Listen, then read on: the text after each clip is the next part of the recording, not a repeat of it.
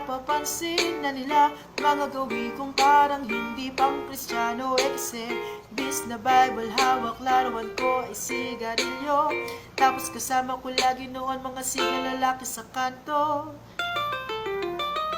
Nung ako'y mag-high school ay napabarkada sa tambay. Curious na sa alak, ito ay aking sinubukan. Sa halip na magsimba, inuna pa ang toma. Tapos wala nang ibang ginawa ko, hindi ang maglakwat siya. Pero noong nakilala kita, nagpapabigla ang aking bigla. Natutuwa ko na magsabit at magpatama ng puso aking ama. Di ko alam kung anong meron ka na sa akin ang palabot na bigla. Sino mag-aakala ng Diyos na pala ang bibiyag sa tulad kong Kristiyanong gala.